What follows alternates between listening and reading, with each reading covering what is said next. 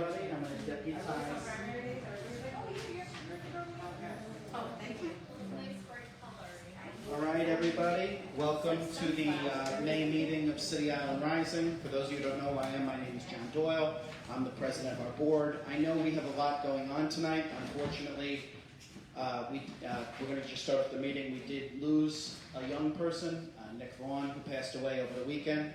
So just out of respect for him, his family, who have contributed a great deal to the island, we're going to start with a quick moment of silence.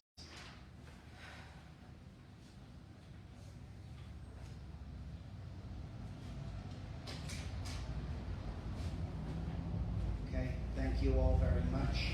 And I know a lot of people, tonight is the one night of the wake, so I know I was at the wake, and so several people who are here right now, they were at the wake too, so I know that people might be coming in as they come in, but we appreciate you making the time for us today. Can everyone hear me? I know we're using the microphone because it's not just for the people in the room, it's also for the people who are streaming online or can catch the meeting later. We try to have the meeting online so that way if you miss a meeting, you don't need to worry about what happened. You can catch it online later, and it does open things up to folks who have kids or other time commitments. They can get on and they can email, and often they do email. So I want to thank everyone for coming out. We have a special guest who unfortunately is pressed for time, but we appreciate her coming out here, and that's our new state senator. So join me in giving a round of applause to Nathalia Fernandez. All right, good evening, everyone. Hi, happy Thursday. I've lost count of the days with Albany and the Bronx being all over the place. But happy to be here tonight. My first time since being in the Senate, coming to a City Island Rising meeting. But I hope that we can continue things in the summer. I don't know if you go to the summer. All the meetings in the summer. Okay. But updates in Albany. So Albany, we started January to June is the session days. The budget was delayed by a month, and it was very annoying in my opinion. I felt like it was held up by contentious reasons, a lot of policy-related reasons, and it held up the money that we needed to allocate. So even though we passed extenders and made sure state workers were getting paid on time, I wasn't getting paid on time, and unfortunately the not-for-profits that rely on state money were not getting money either. So it was a hard time for that month, but the big takeaways of the budget, especially on the environmental front, is a great budget on that end. We did New York Renews. We passed New York Renews in the budget. That's going to help us with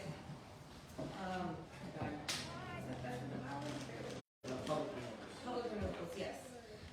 We also, what did we do? We invested in the Adirondack Council to help research in the state with our environmental spaces. Up in the Adirondacks, that's a 6 million acre park of New York State. It's the only state park that is protected in our state constitution, like a state constitution, and it's the biggest state park in the country, 6 million acres. So that is really our ground zero, the purest air, water, dirt in New York State, and we keep that clean and utilize that to see how contaminated the rest of the state is. So it's a huge tool that we need to make sure that our air stays clean, that our water stays clean, and that our environment is clean. Additionally, we passed all electric buildings, so that means for any new construction after 2026 must be electric buildings. We've seen the stories about gas stoves and how actually gas stoves, very true, have caused a lot of asthma rates in New York City and in homes. So as much as that wants to be a politicized event, it's a safety matter. It's literally destroying your breathing mechanisms. So moving towards a direction that gas stoves won't be the priority or the main source of cooking and all that. New buildings, so if you have a gas stove, we're not taking it away. If the building is still using gas and oil, the state has programs and grants to help transition out of it. But for new construction, after 2026, it's going to be electric buildings. That's a huge deal. At the same time, we are trying to make sure that the grid can sustain the new electric buildings, because we know that with every rainstorm, sometimes the power goes out, Con Edison still needs to run out here, and in areas of the state, they do still need that upgrade. So that can happen simultaneously, and it is, and it's going to be, I think, a great direction that the state can take to make sure that we're not using a lot of these bad fossil fuels and gases.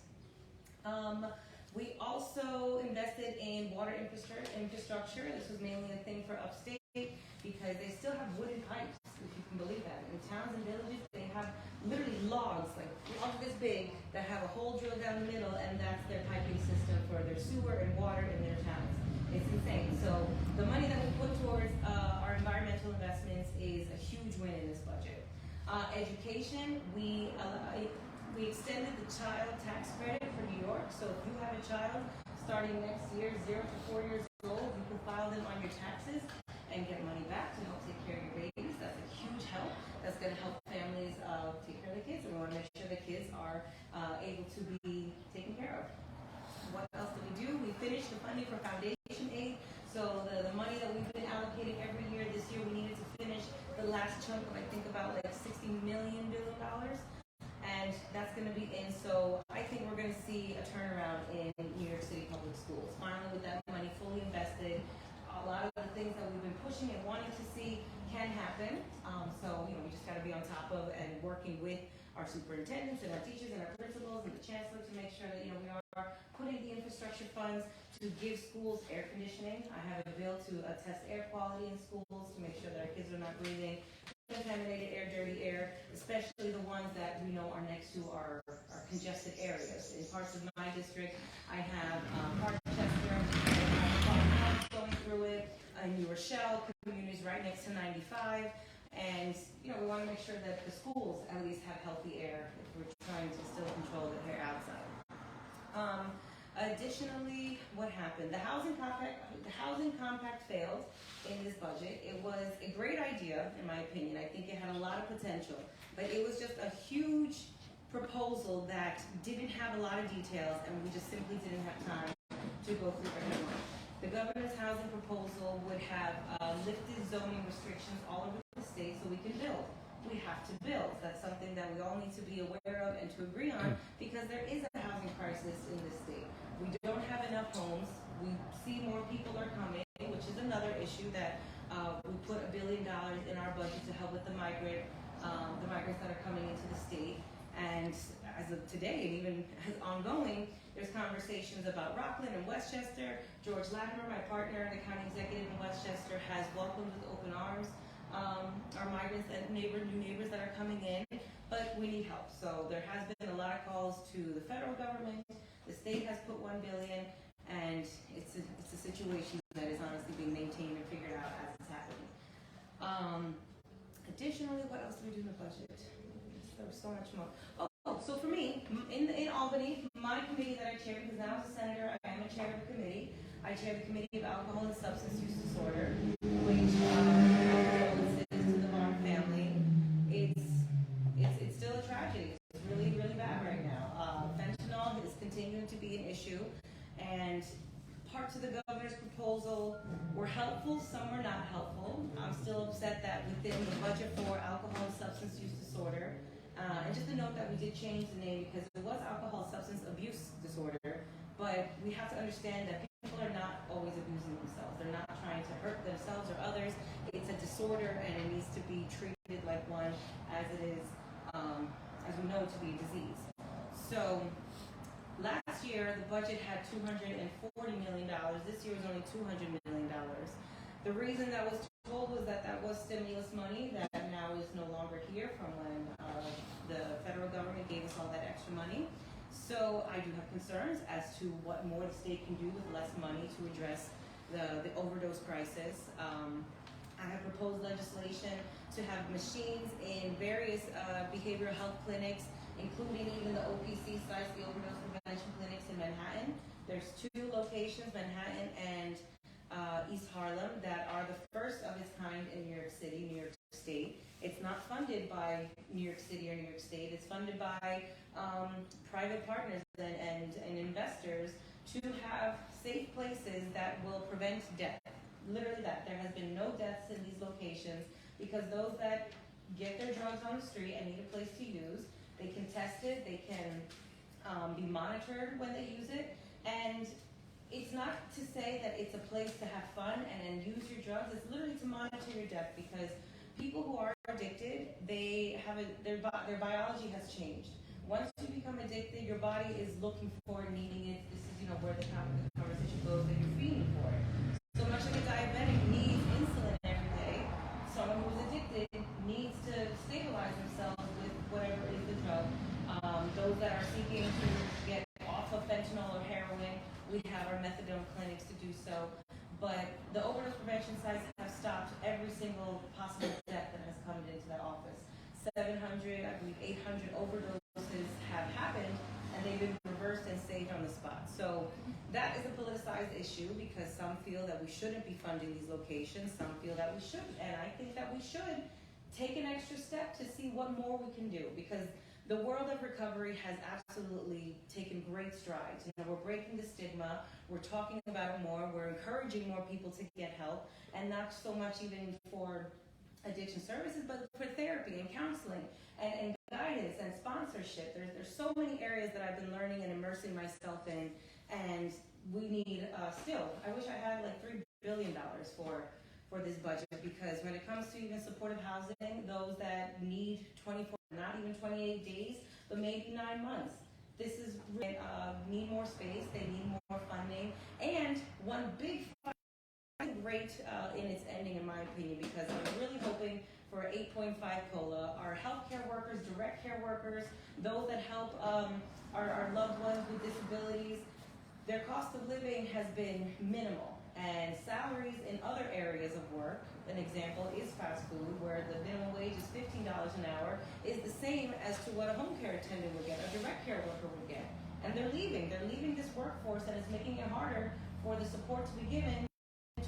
They're going to another job that's not as demanding, that doesn't take time away from their family, and they're getting the same pay. So increasing that salary and that cost of living was one of my priorities. They wanted an 8.5. Last year, the governor went up to 5.4. This year, we landed on 4%. And I just hope that, it does incentivize more people. But that's a fight that's going to continue, because everybody in the field, in various fields, is saying that 8.5, which would give even just maybe a $25 an hour salary instead of a $15 is what's needed. Additionally, we did extend coverage for all. So in the pandemic, we created the Coverage for All package that gave health care to everybody. Doesn't matter if you're documented, undocumented citizen or not. You needed health care, you were able to get it. That has sustained because, this is a personal belief, everybody deserves health care. So we wanted to make sure that as New York continues to recover and stay healthy, everyone in the state gets that help. One other item that I'm very proud of, it was a bill that I introduced and it got included in the budget, is the co-licensing. So in the world of mental health and in the world of alcohol and substance use disorder, there's a lot of overlap as to why someone would begin using or why someone is suffering in another way. And many times when somebody would admit that I'm depressed and I started self-medicating, okay, well, let's not worry about the drugs that you're using, but you said you're depressed and now you gotta go mental health. And we're not gonna even address your drug use in this mental health field because that license can't apply to it. So people were getting stalled and literally turned away, and it was delaying their help. It was delaying them from getting better. So with creating a co-license that someone can work through both agencies without barriers, I think is definitely gonna go a long way in making sure that the help continues and they're not getting turned away just because of technicalities. Another area in the budget, and I should have brought my notes, and I will be posting this tomorrow, a whole recap of its pluses and minuses. Some minuses that some would consider, and I did have strong concerns about it, was the proposal to, again, roll back bail reform. That was a reason why the budget was held up. And while I see and know that, yes, it's been crazy, the facts have shown that bail reform is not necessarily the reason. So the original proposal that the governor had would remove the least restrictive means, but she had language in there that would basically allow a judge to, at any point in the case, put bail. So, I don't like your shirt today, maybe bail. If you could make $500, come back. You know, like things, if anything. And unfortunately, I've heard a lot of stories where a judge could be a nasty judge. I just don't like your face. You look dangerous to me. I think we deserve bail because I think you're and sometimes you can when you see the pattern, but sometimes there is no pattern. And sometimes people still get charged for things that are just not what they've done. But we came to a compromise and didn't make it as restrictive, but still gave judges the opportunity. And in addition, we're going to educate judges and mandate more training and education on how to utilize the bail law, because Some judges have made the wrong decision and released people. Some have tried to post bail when they felt needed. But that is going to be something we are going to continue to monitor, because what we didn't want, and the reason why we changed the bail laws, was because we didn't want poverty to be criminalized. People who have committed crimes, I stole from a bank, you stole from a bank, but I have the money to pay bail, you don't, you have to go to jail.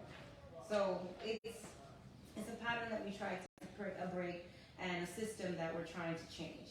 And it's constantly reminded to us, especially in the Senate majority, this is the longest Democratic majority in the state Senate in 200 years. Or the last time was like 10 years ago for one term, but now we're into our third term of straight Democratic majority, and that hasn't happened, again, in like 100, 200 years.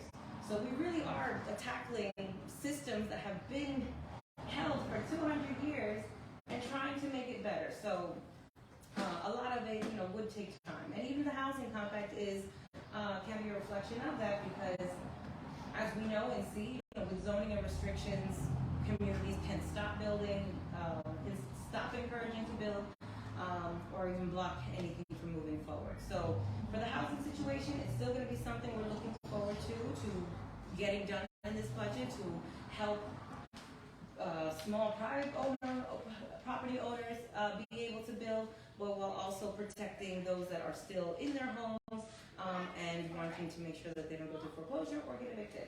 So there's a lot to be done in that area. Lastly, what else did we do? Oh, SUNY Maritime is another win that I got in the budget. SUNY Maritime is in our district.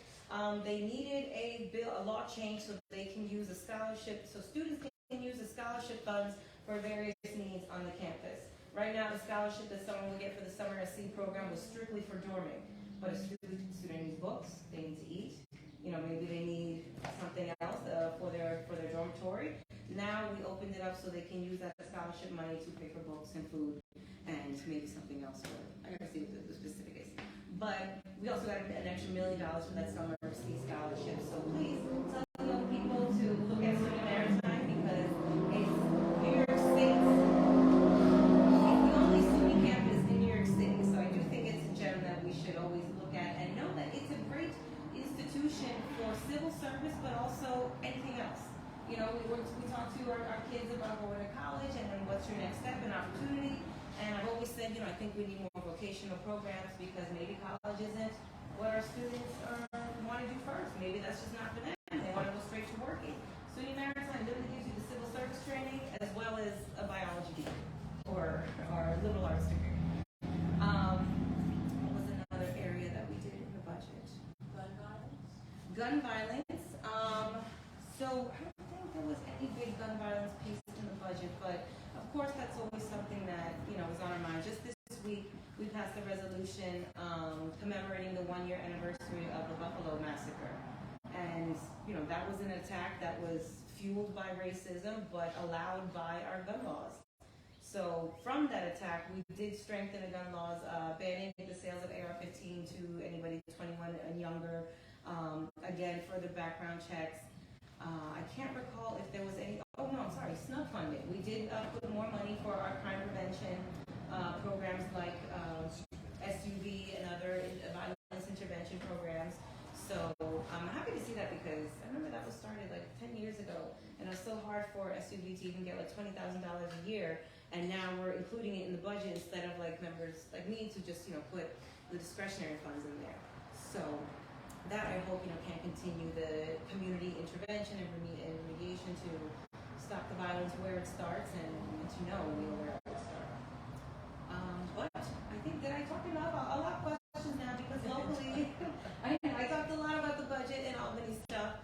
I am pushing some bills this last few weeks of session that I've introduced. One is to put veterans in a protected class, much like other demographics. Another one is to it's a little wonky. Someone might say it's crazy, and I've already gotten someone to, of course there's always going to be naysayers, but in the world of medicine and finding new medicines to help treat PTSD and addiction, even depression, suicidal tendencies, a lot of those heavy mental ailments, There's been studies, not state funded or federally funded, but privately funded. Yale and Columbia University have done studies, and we know it as the magic mushroom, but it is psilocybin, and that drug has a very strong track record of stopping severe PTSD.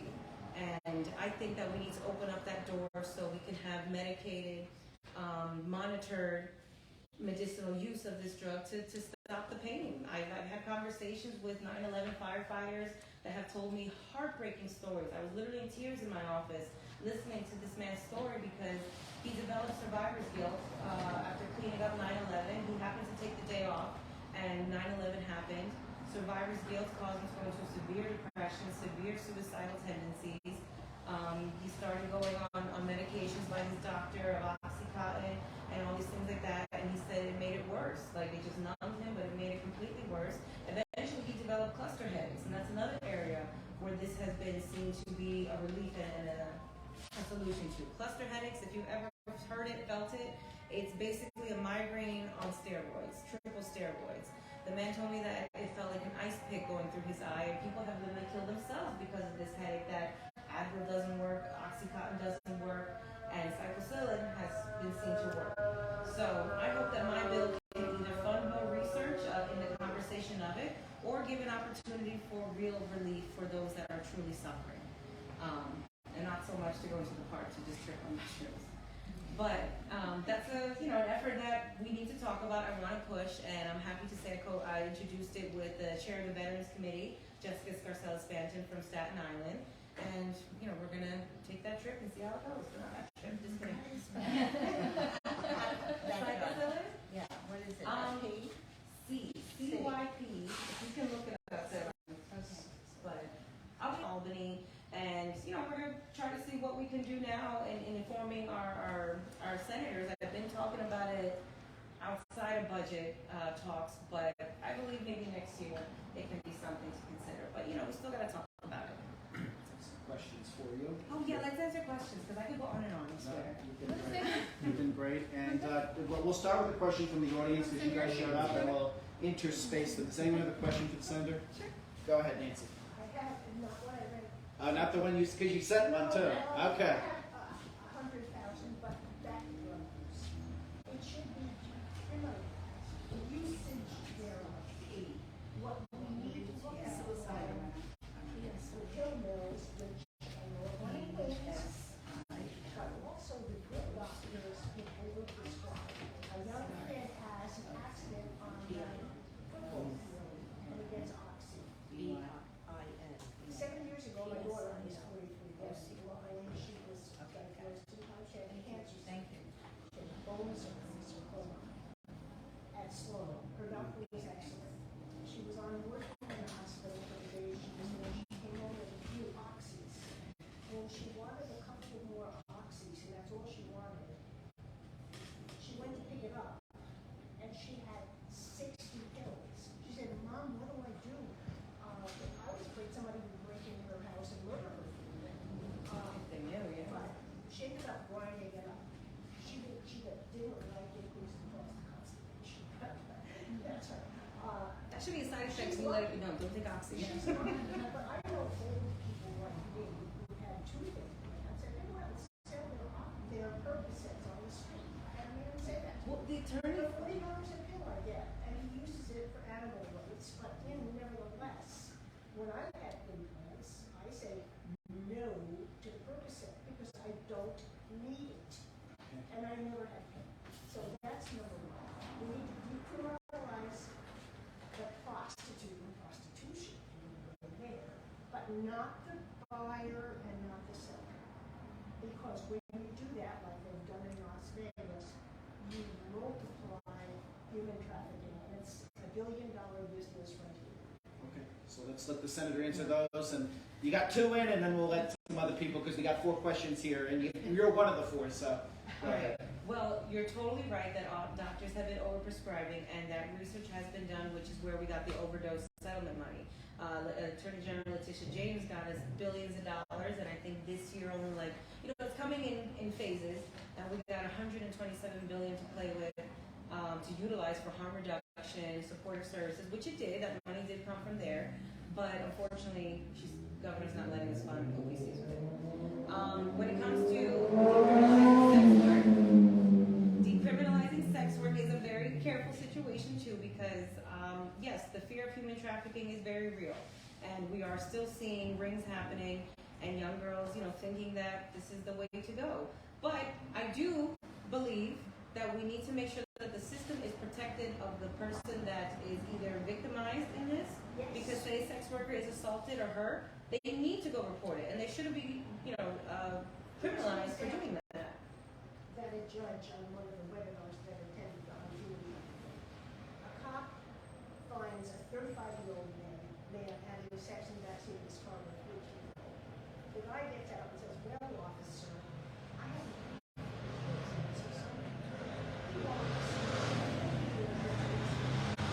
that's why we criminalize her, but criminalize him, because the studies they've done, 95% of the buyers are married with children. Yep, that's actually a bill that was proposed this year, not by me, but it was another senator, but I was at the press conference supportive of that, in addition to another bill that will create the task force for missing BIPOC women. And as we know and seen, every time there's a black girl missing, no one cares. If there's a white girl missing, it's all over the news. So to create a state task force to really track and analyze and look through every account of a missing person, specifically BIPOC young women, I think is going to be a big step forward, because more times than not, it's them that are human trafficked. And then to that bill too, to give immunity to someone who is in that position that may have to then deal with the police. You have immunity, especially if you're underage, from that. And that's if the bill passes, but that's what that bill hopes to do. Children are women. No, that's a good point. Barbara, you have a question? Yeah, I have, I'm gonna actually come in and meet with you later next week about some of the environmental work that's been going on the island of the Yes. I have a meeting with you set for next week. Awesome. But what I want to talk about here is the crane company. Do you know anything about what's going on in terms of I remember hearing about it for the first time over the summer. I attended the other City Island meeting, and that was brought up. That meeting I was with Borough President Gibson and Councilmember Velasquez, and I believe that there is a zoning issue too as to what can be done and operated with that land. So I haven't looked Well, into it yet. you need to look into it because it's a very serious problem in terms of the islands and industry coming in, and they are constantly being penalized, and they don't care. They don't, it's a serious problem. Okay. They consider it the cost of doing business. Yeah, I'm agreeing with you. I'm What agreeing. are The fines are. You need to, They're getting fines from the Department of the DOB. Oh. They're getting Yeah. fines and there's they fines, ignore and they it. pay them, and they don't care, and They it's, don't care, they it's a, ignore and it. we need to figure out a way to get rid of that company on the island. It's a very complicated issue, and Maria, you need to learn more about it. I do. Yes. Maybe we need to have like a coffee on the island Yeah. to really About, sit. specifically Yeah. about the crane company, it'd be terrific. Okay. Right. All right. And I'll look bring forward in to more that. information Thank you. next week for next week. But I represent, I'm on the board of City Island Oyster Reef and also the Hutchinson River Restoration Project. So I'm going to tell you about all the things that we're doing and excited about, but got to pay attention to what's going on here. Definitely. No, yeah, of course. As much as I talk about the state and what we're doing, I Yeah. need to know what's happening locally, so I Yeah, can't. that's a serious problem that we need to take care of. Before we go to Roy, I'm just going to, because we did get a few email questions, so I'm going to disperse them. I'm going to give you guys priority because you're all nice enough to show up. This is from a gentleman, Stephen, Senator Fernandez. My monthly Con Edison bill is ridiculously high.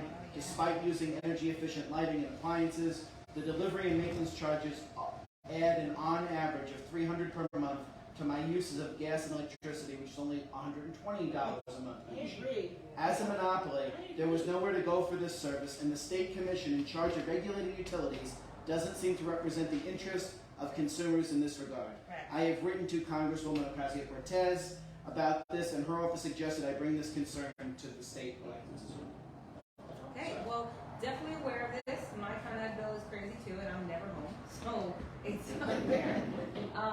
But we have have proposals, and it did fail in the state, but I think with the steps that we're taking, again, electrifying buildings, needing to upgrade the grid, I think the next plausible step is public power. We should not be paying certain companies, and one company only, like in certain areas, for power, knowing that we're in the, I feel like the 30th century now. But yeah, that's a problem. We're still trying to address it. We did, because of the pandemic, people couldn't pay utilities, and we did fund again the C funding to help homeowners and renters pay old, past bills, overdue bills from utility costs. But it's still a formula that I think will take city and federal partnership to remove the monopolies that is, and really create a public power system in New York State. But places like upstate, like they don't even have many power sources. Like there was a story really quick that it goes crazy, I feel concerned.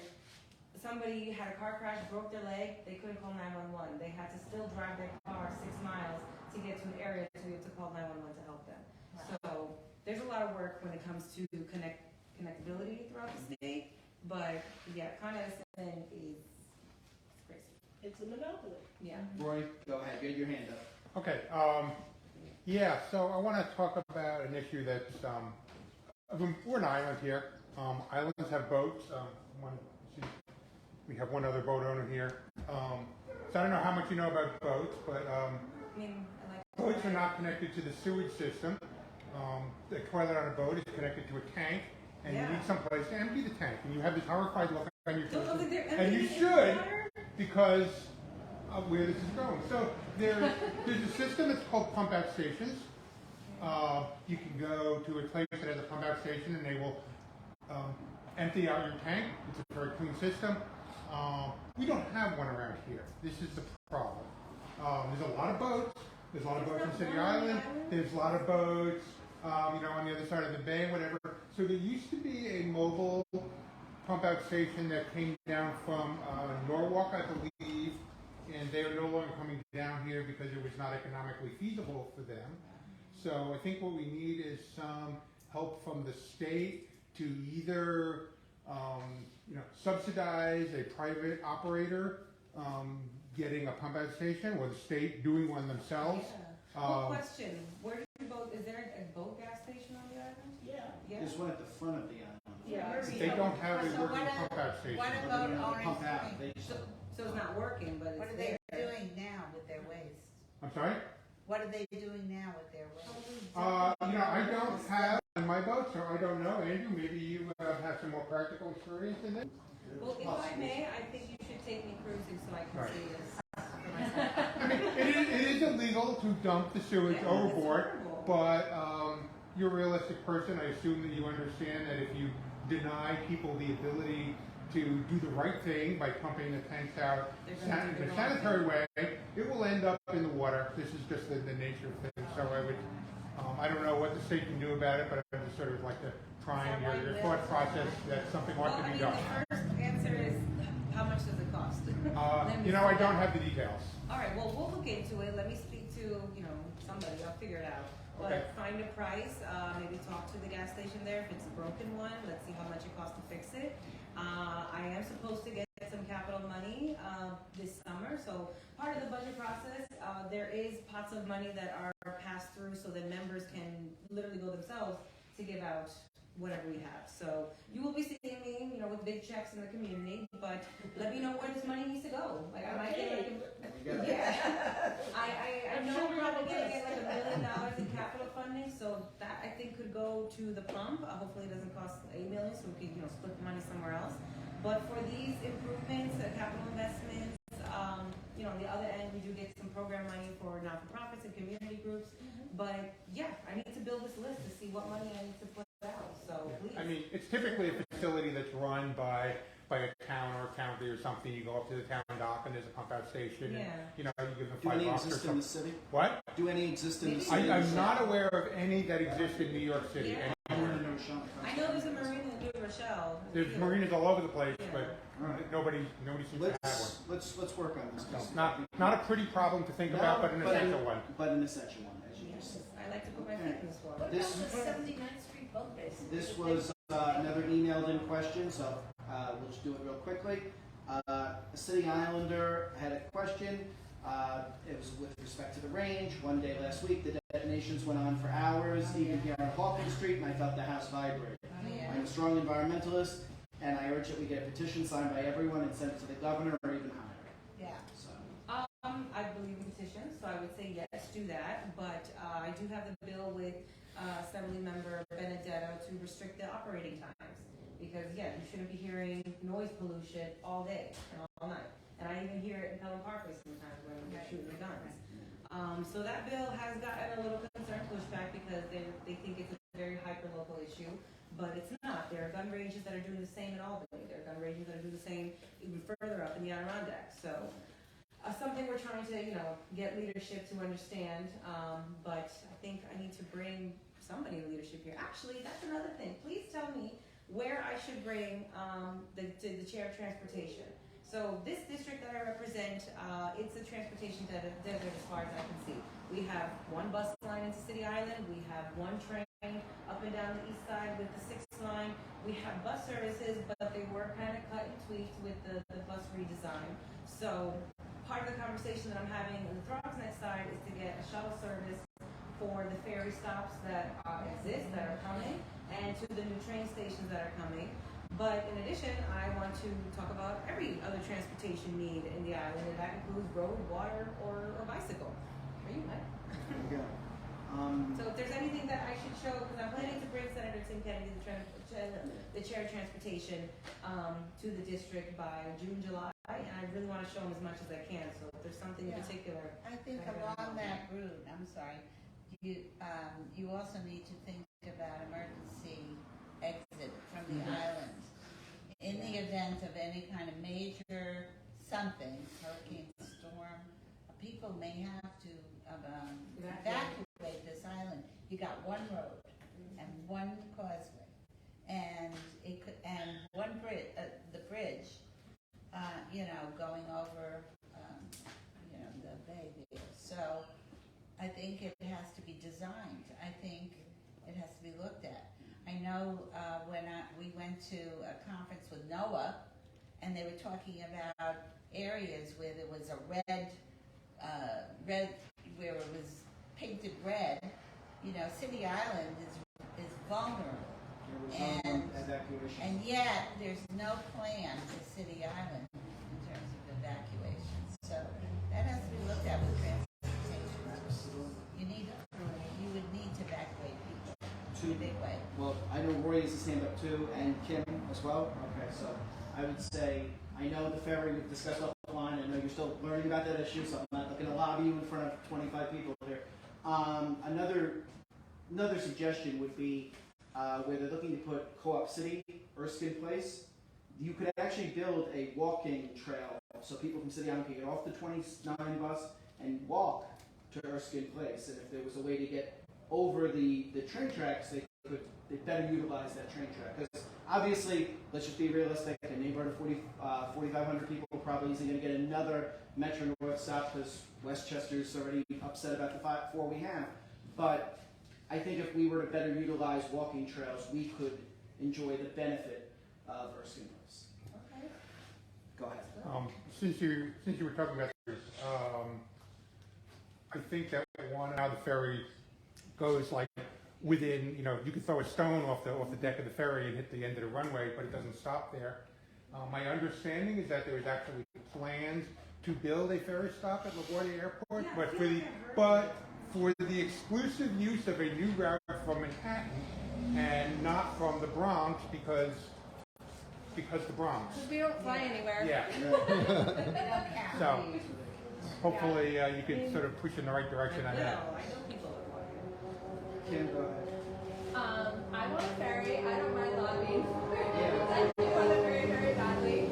I think it would help bring people here and help fill up some of our restaurants. And I also would love to just be able to not worry about the traffic, not worry about anything, jump on this ferry, go into Manhattan, hit the museums, go out to dinner, whatever it may be. So I very much want a ferry, and I want it to be on City Island, and I'm not afraid to say it. No. But the other thing is we are a car-dependent community. There's no way around it. You really do need to have a car around here. I've lived here approximately 10 years, and I can't for the life of me figure out, like, when do they fix the roads? Like, when do they pave the roads? They haven't done it at all since I've lived here, and the roads are just getting worse and worse. Last year we got a strangely decided upon, like, weird patching by the circle that kind of like filled in one area. I guess it filled in the like very worst bumpy portion of the roads that like was knocking people's mufflers off. It was so bad. But I just don't understand, because I talked to my friends in Manhattan and they're like, yeah, my road's been paved, you know, twice in the last 10 years. So when do our roads get paved? Like, is there any system for supposed this? to be a schedule. 'Cause It does not feel like there's a schedule. Yeah.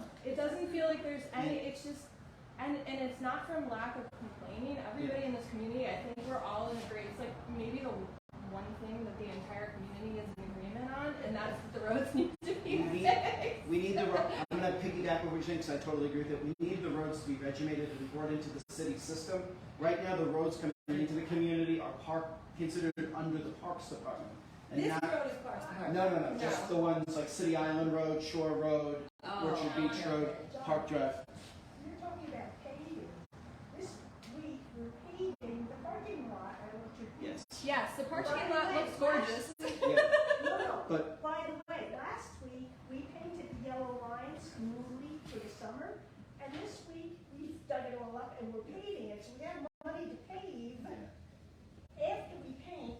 But we need to bring the roadways in, because we have to deal with the irrigation, the storms that happen there, the flooding that happened, the But flooding for we're talking about here. whatever reason, we just cannot Yeah. get any movement on this. It's I like know the Steve and I Parks said- Department Yeah. blames this, DOT Yeah. blames this. Like nobody wants to deal with our roads, and they're just bad.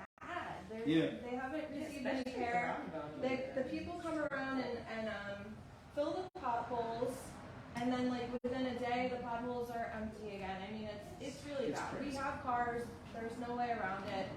Street Unless lights they are out. really change the system and we get like a monorail or something, that would be cool. But we're gonna be a car dependent community for the foreseeable future. So it would be nice to have some semblance of like, hey, we pave your roads every 7 years, Yeah, something. no, that's Like a there just straight seems to question. be Relax, what's nothing. the plan? No.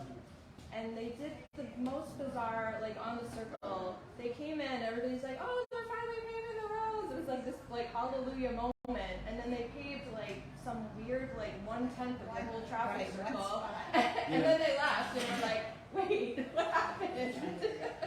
So Well, Shore Road was an issue that was brought to my attention like last year, and so we did have conversations, talks about it. The road needs to be lifted, so to say, so it doesn't flood, because then the flood is crazy. But the environmental concern is that if we lift the road and now the rain is going on its, I don't know the word, it's on the slope, where is that dirty water going? So the concern is, There's green infrastructure, there's ways to deal with it. yeah, so they need to Yeah. study and create it. Yeah. And it's supposedly a $7 million project, which I think is a drop in the bucket in the big budget. I don't get $7 million back in my capital for the community, but it is something that I flagged that I would like to see done. And this year, transportation infrastructure didn't get as much as was hoped. I remember that conversation, and it was pretty disheartening how there was only like $5 million at one point for statewide transportation improvements, when it takes probably $5 million just to do a road. So that was an area that I think we failed in the budget, but the fight continues. Just can we get everyone else to get a question in first, okay? Please, just, no, I understand. Does anyone else have a question? We used to have a washing station for construction vehicles that will run off into the road. That's what they're in the process of making. All right. Does anyone else have a question before we move on? Okay, well, thank you, because the last question was Shore Road, so you answered that question. Okay, good. There were some concerns, people had concerns about trash removal, and this gets into a larger conversation of alternate site parking, which we don't have out here, and we are letting the community board know. So I guess if there's services for Doe Fund or something like that, please consider City Island, especially in the weekend evenings. People, unfortunately, there is a lot of traffic here, and some people are not as conscientious as others, both Gotcha. residents and visitors. And I remember I came one Sunday to be like, there's gonna be so many people all over the island, and we can't pay and get everybody. And I went to all the lines outside the restaurants, and everybody in that line was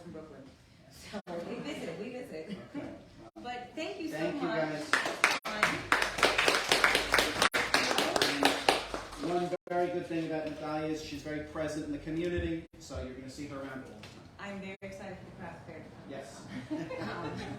But please, send the invitations as much as I can be there. I'm happy to come, even if it's a little thing, a big thing, a walkthrough for a situation. I'm a very visual person, so I like to see it, touch it for myself, and help figure out the problem with what's going on.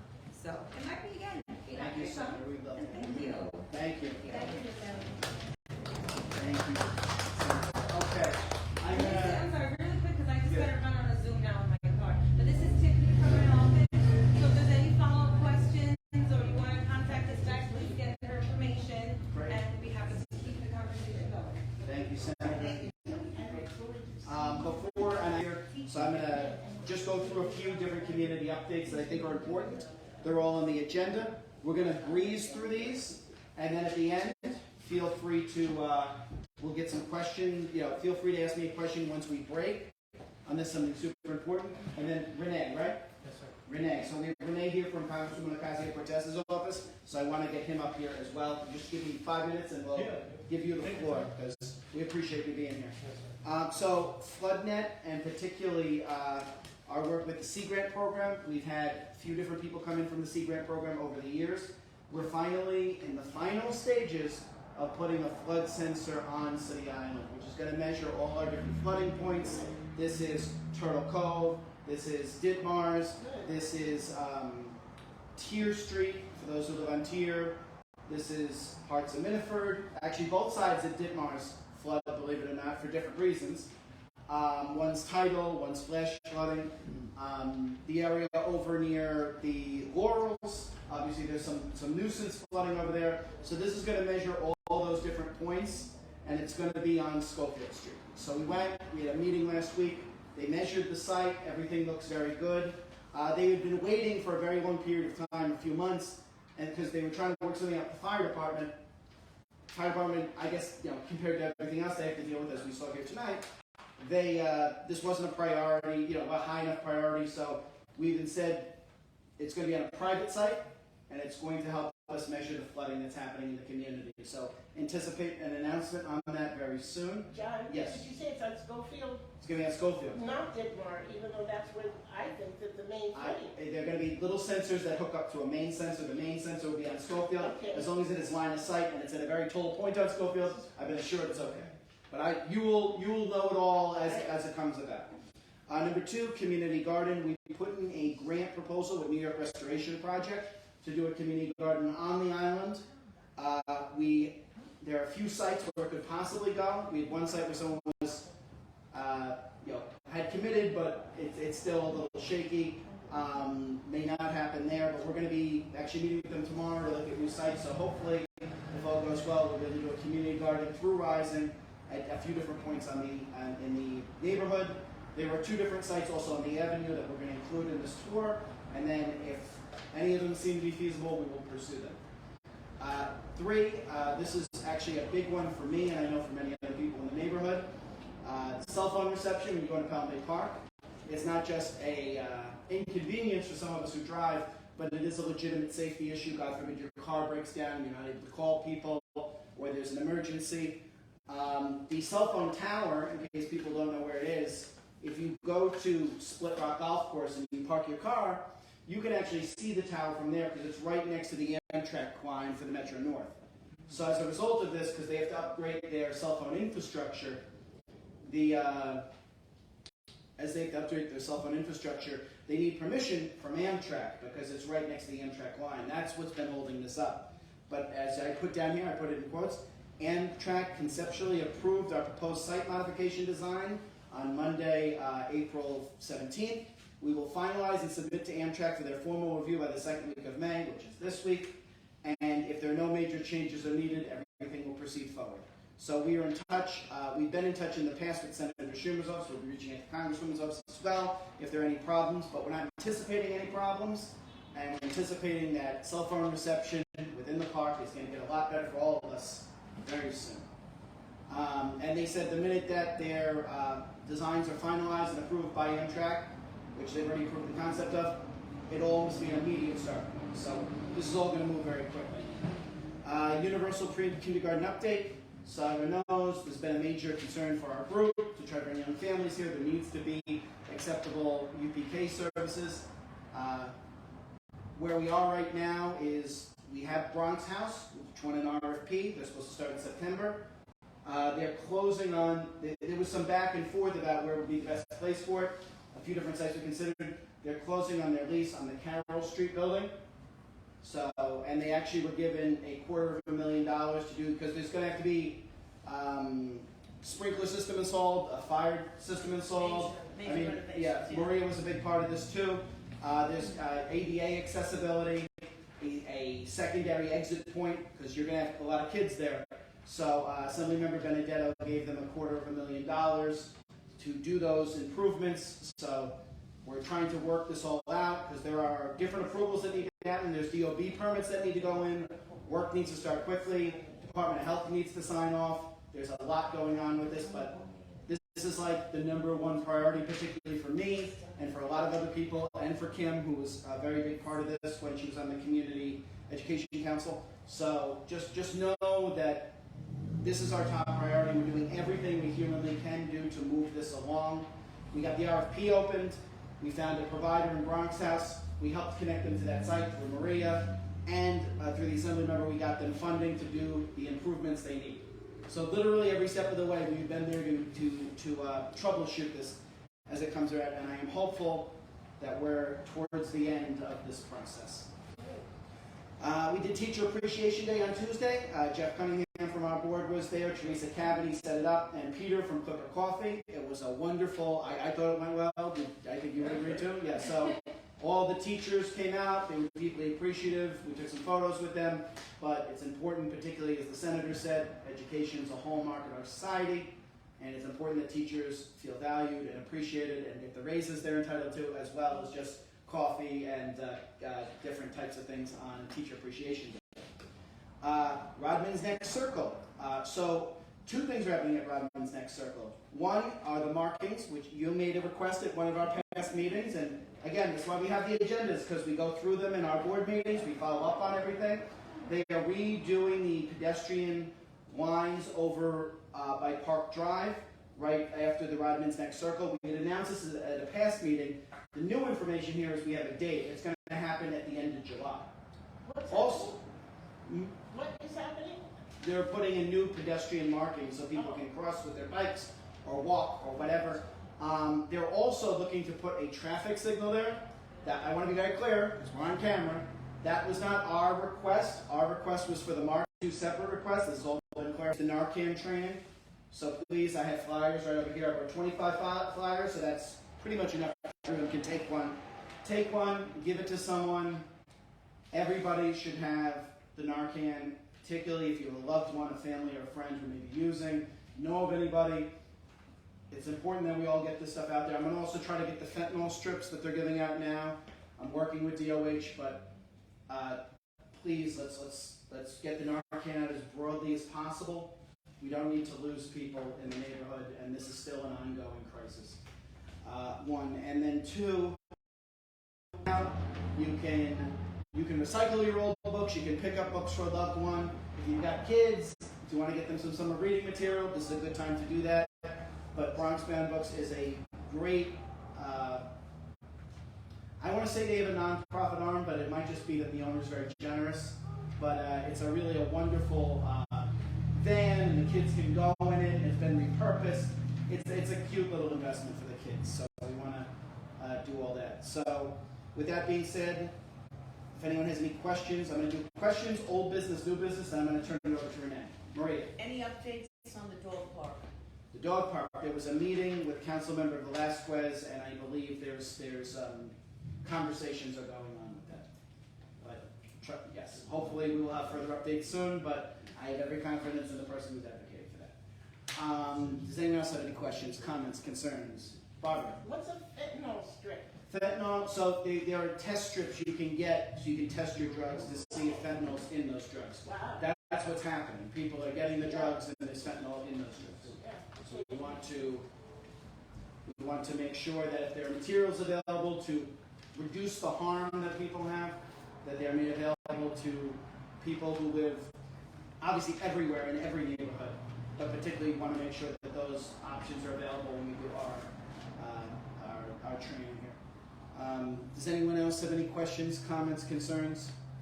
Okay, we will be around. Oh, and I'm sorry, you had a lot of great stuff you were saying, and I can only respond to so much. When you bring up the hot potato between the agencies, I had a long conversation with, actually, not just the senator, but with the district manager of the community board.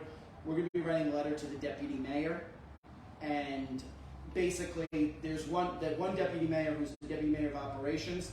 She oversees DOT, DEP, and parks.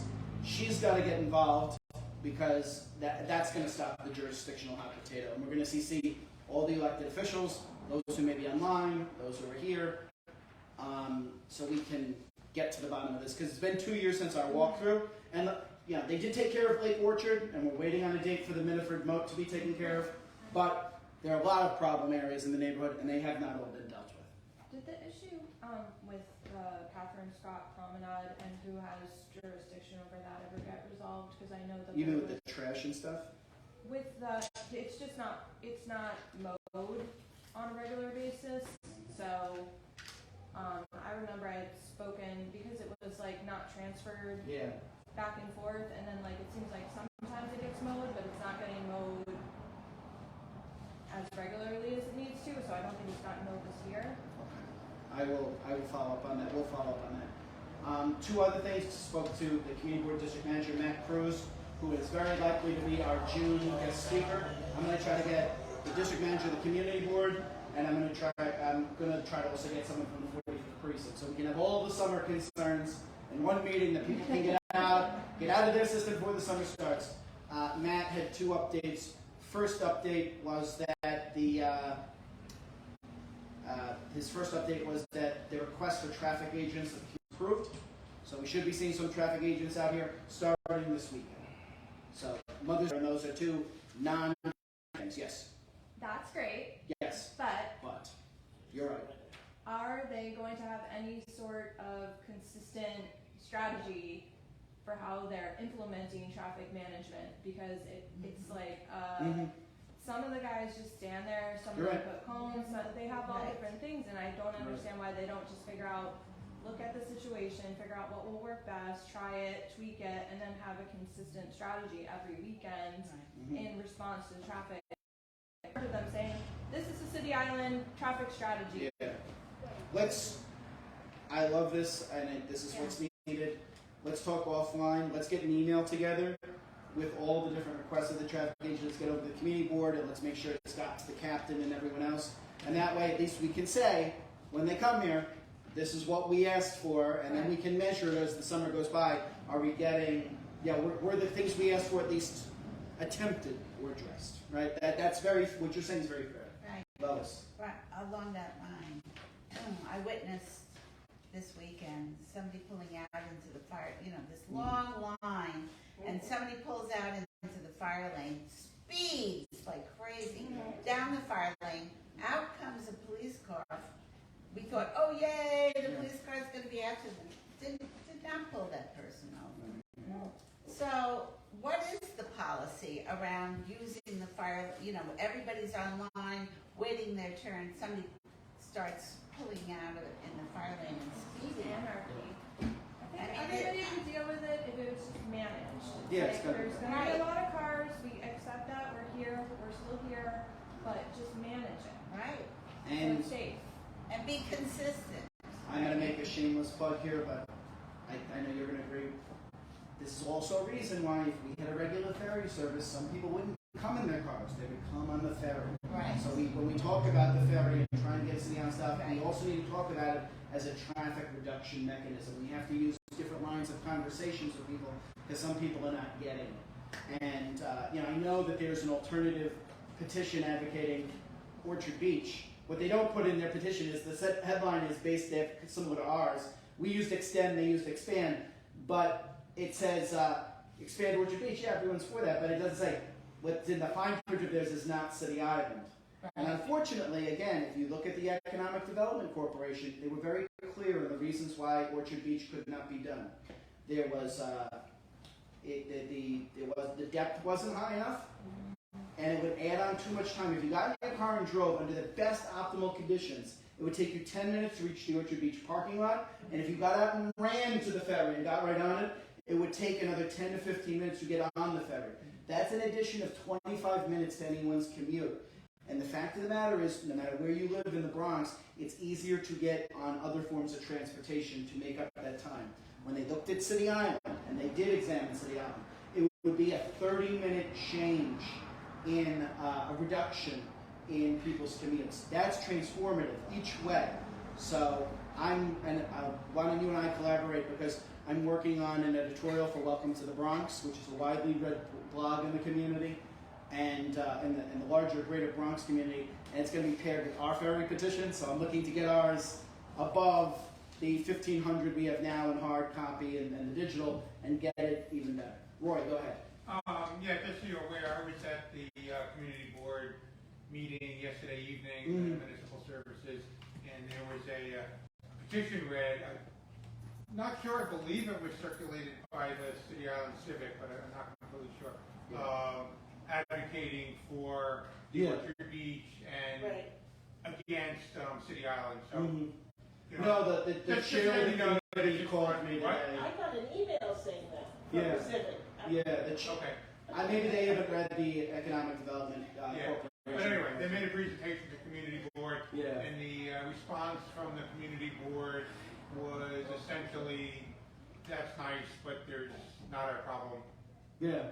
It's nothing's before them right now. But that's why we've got to be on it to push something forward. And, think about it for a second here. I'm just speaking, well, I think I'm speaking for a few people, but I'm speaking for myself right now. Remember when we used to come up with a bridge and there was the sign, City Island, Seaport of the Bronx? Yeah. Yeah. It would be utterly ridiculous if a ferry went to Orchard Beach and just went by City Island and never stopped off here. There's a lot of talk in the community, I think rightfully, over nautical heritage, nautical charm, our seafaring thing. To not have a ferry on City Island, in my opinion, is ludicrous, but you didn't come here tonight to hear me on my soapbox. You came here tonight to get answers to questions.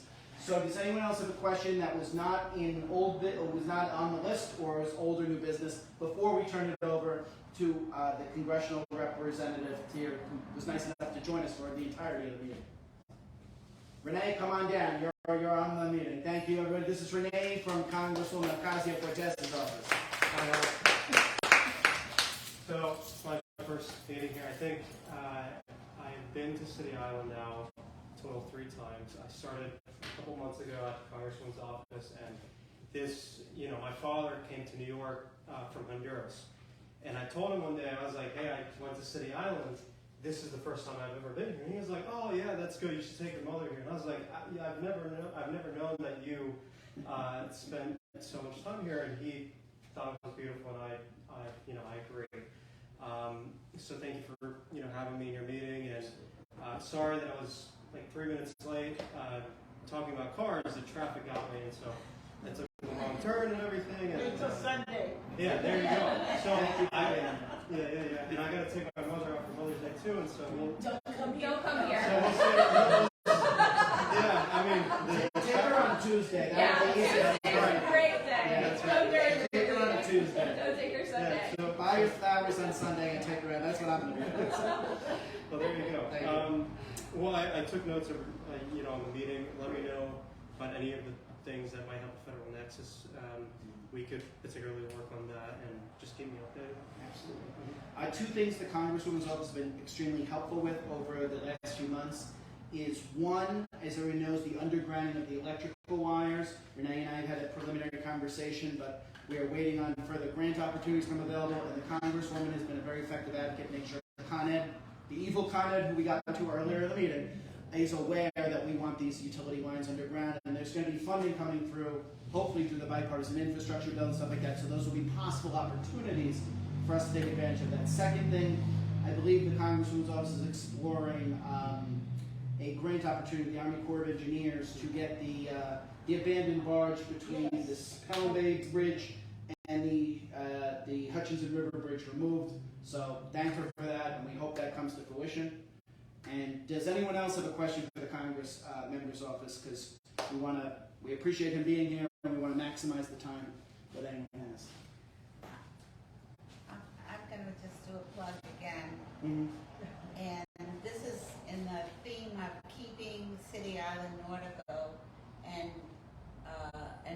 asset to the Bronx in terms of the historical significance of City Island, having produced at least four America's Cups right here on City Island. There is a growing up in the Bronx, I am saddened by looking at what has happened to the Bronx in so many areas.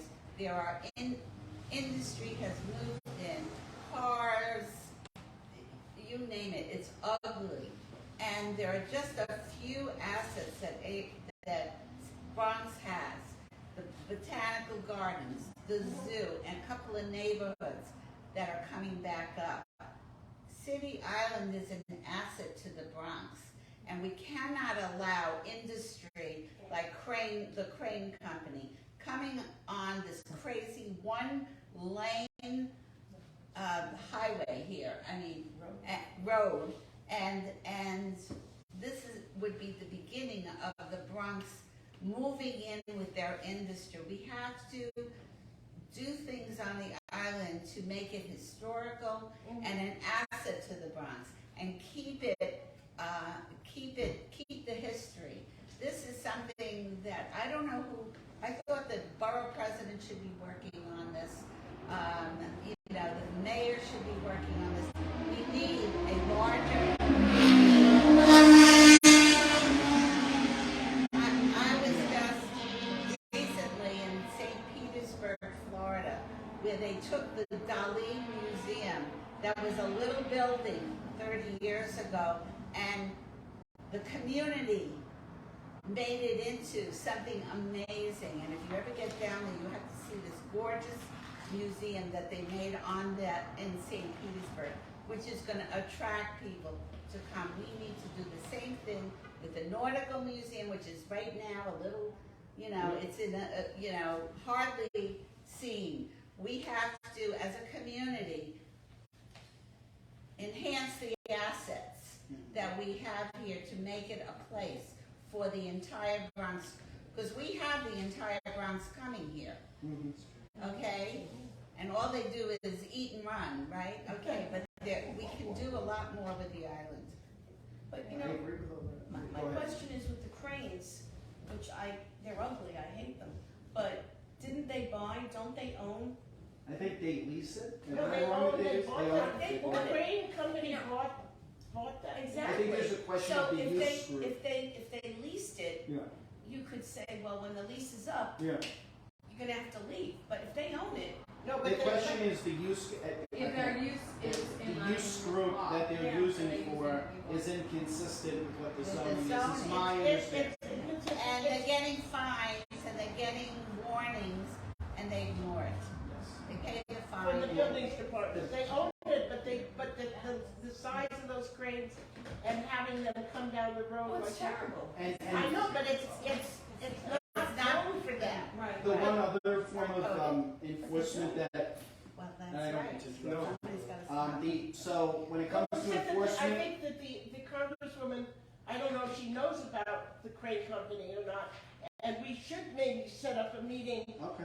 at her office to discuss it, Lois. Yeah, And we should bring Maria in right, exactly. and have a discussion. I think we really need to tackle this. So one other way it's being addressed is the 45th precinct Yeah. is going to go down there. There are a few people who live on Reynolds Street Right. who have had issues with the fire lane being utilized, the parking, a lot of other things, and they are about to pursue a strategy of increased enforcement Oh, for that's parking terrific. violations. Maybe they can Now shut again, them that's might be like DOB cost So of just so business. you understand, they have these huge trucks with big I'll cranes send you. on them, and then They you know, idle. they sit in the middle of the street and they block up traffic. I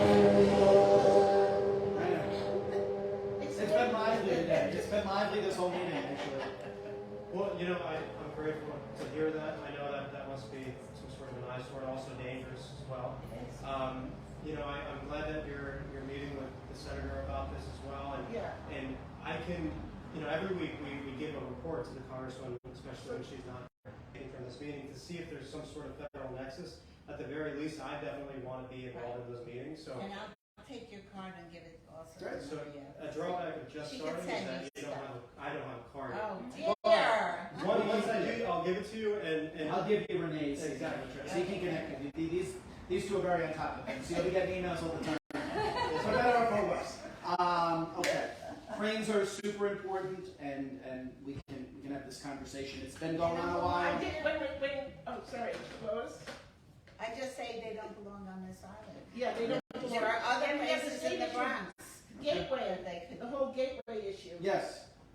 Because it's the Department of Transportation that owns that property, right? Primarily, yes. It's an unmapped city When she street. mentioned that, I didn't want to start another issue. So about yeah, gateway. so she's acutely aware of the gateway issue. You know, there are a few different things going on with the gateway issue. We've had some conversations with the Waterfront Alliance. We're having some further conversations. So for years, the gateway issue, because I was involved in the original, I'm not on the gateway board, but I was involved in the original issue. There have been a few different issues. One has been bureaucratic neglect and mismanagement of the property. And the second issue has been, frankly, as of late, not all of City Island is on the same page about the gateway. Yeah. And, you know, now that and Rene knows this, the property there was demolished 2 months ago, and we're moving forward with, you know, trying to make the land look nicer. But now that the bureaucratic intransigence is been resolved, we have an issue where City Island really needs to speak up with one voice on this, or not. Look, I always say Explain it more. this is a neighborhood of 4,500 people with 9,000 different opinions on everything. But that land that sits over there needs to be better maintained. It needs to be, you know, if there's a chance to put kayaks there, that could benefit everyone. And there is a need to turn that into a symbol of the progress the community can make. I want to build off a lot of what Lois said. If that area looks beautiful, a lot of things in the neighborhood will improve because of it. Right. So we really need to do more with the gateway, but you know, there's a lot of fear mongering. We all know this. There's been fear mongering on a lot of issues for a lot of years, particularly when it comes to waterfront access, which nobody's trying to, just because it needs to be said, no one's trying to open up every beach on the island. What we are talking about is an area right next to the bridge that's highly visible, that can be transformed into a positive part of the City Island experience. Area. Exactly. It's the front, you know, everyone here has a front yard, but the gateway is our community's front yard. Exactly. And for many years, if your front yard looked like that, they'd call 311 on you. And we need to make sure that it looks nicer. Over the years, the boats have been removed, the building's been demolished. There's a lot we can do, and it's very important. I know Beverly, unfortunately, couldn't be here. I know she's watching online. But we've got to do a better job of,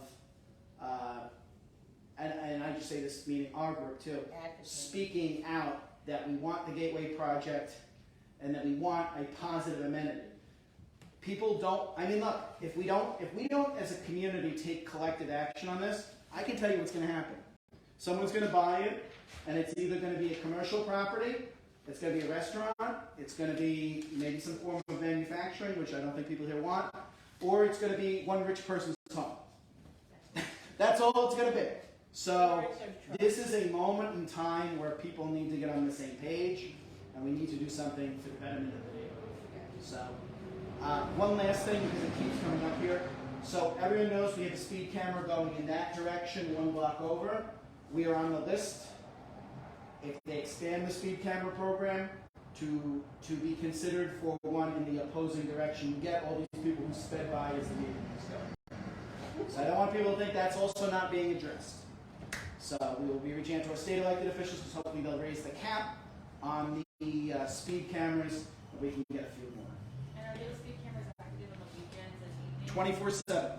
That and you know, someone who's on the avenue, as you know, I get a very perverse sense of satisfaction in the middle of the night when I see the bright light go off, because it means some of these people are getting stopped and getting a ticket. Good. So totally agree, and hopefully we can get one on the other side of the street, and we will do what we can. Sure. Yeah, of course.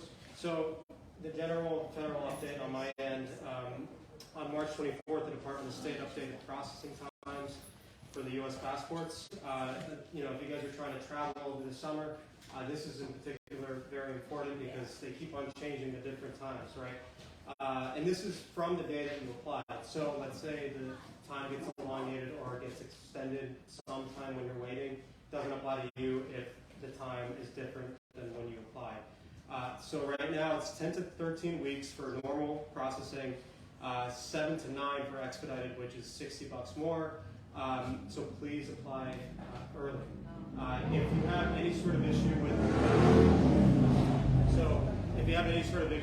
issue with like a out-of-date passport or a passport that should have arrived before, you can reach out to our office and we can inquire on your behalf. We are prioritizing emergencies, but you know, just ask if you have any sort of doubt about that. Our office is also looking to hire an intern for the summer. You can access that on our website, which I'll give at the end. It's $18 an hour, which if I had, I would have bought a lot more food when I was in college. But it's the reason why I'm in public service. I had an internship way back in the day, and it helps a lot. So the last thing is, no, that's out of date. So, okay, I'm just going to give out my email. Again, my name is Rene. My email is RENE. Actually, you know what? I think it would be easier if they just... I'll email it. You got it.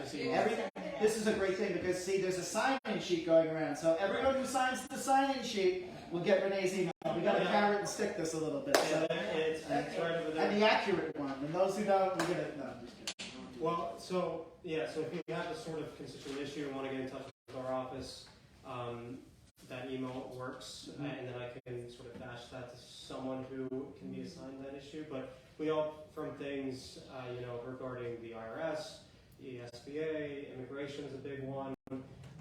We have other inquiries as well, but the general rule is that if it's a federal agency, we can at least, at the very least, refer you somewhere or try to make an inquiry on your behalf. So there we go. And the website is just Ocasio-Cortez.house.gov. So just the last name, .house.gov. So thank you again for having me. Thank you, Rene. Everybody, before we break, we do have the Narcan flyers. Again, please take one. Put it out somewhere where people can see it. Let's try to fill the class. Roy. Yeah, I just want to make people aware of something. I'm not really advocating one way or the other here because I'm not sure how I feel about this. But people may have heard the term Sammy's Law, and if not, I'll tell you what it's all about. So right now, New York City does not have the authority to set speed limits. Speed limits, the authority to set speed limits in New York City comes out of Albany. And if we want to change the speed limit, if the city wants to change the speed limit, they have to go beg and plead to Albany to let them do it. And Sammy's Law is a bill which is floating its way through Albany to change that, to give New York City authority to set their own speed limits. What New York City would like to do right now, I don't know if those of you remember 15 or 20 years ago, the speed limit throughout the city was 30 miles an hour. I don't remember the exact date, but a bunch of years ago it was changed to 25 everywhere unless otherwise posted. What the city would like to do is further reduce it down to 20 miles an hour. Everywhere in the city? They are specifically looking to reduce it to 20 miles an hour near schools. But anyway, so if you hear the term Sammy's Law, and you probably know that there's a lot of advocacy going on now, just so you're aware of what it is. Is that because they want people to drive 20 or they want them to drive 30? I'm sorry? They want them to drive 25 because they'll only ticket you when you go. Because like driving 20 miles an hour is quite slow. Yeah. If it's 20, then we can do, then people will drive 30, and then if they're driving 31, then we can give them a ticket with the camera. Is that the logic? Maybe it's some... I'm not smart enough to answer that. It's just 20 is like really slow. I think so too. 20 is fun. I just wanted to make people aware of And what's there's going different on. roads in the city. It's like, why? I mean, look, for some areas it makes sense to be 20. In other areas, Exactly. I guarantee you that there's motorcycles that have been going over Yeah, they've been going the more. avenue I'm going a lot more than all night. They're not doing 20, and they're not doing 25, and they're not doing. Right. No. Did everyone over here get a chance to sign? Right. Everyone over here sign? I did not sign. Okay. Okay. Anyone else have anything they want to share before I say one final thing? Okay. So we are with the Adopt a Basin program today. They must have known it was the meeting. I told them it was the meeting today. We just got our FOIL request approved. We have a list of all the catch basins on the entire island. So we're going to be matching all the different stuff that Kara and Steven Dershowitz and I have been working with all the Home Depot supplies. We're going to try to match them with the basin now, because now we know what the basins are, so we're going to try to match them with people. So if you would like, you get a broom, you get a trash picker, you get a dustpan, you get gloves, you get garbage bags, you get a hedge trimmer, and then we will keep a few weed whackers that we will use for when we need them for the big jobs. But the purpose here is to make sure and we all know this, the reason that City Island Road and Shore Road got as bad as it did was because the basin got clogged. Once the basin, catch basin is kind of the sewer, grate over. grate. Yeah. And that got clogged over near there. That's why that road was as crazy as it looked for as long as it did. So what we are going to do is we're going to start matching these with different points in the island, and we are going to try to make sure the worst basins are at least. No one's looking for people to be out there every single day. We're not trying to make you DEP workers.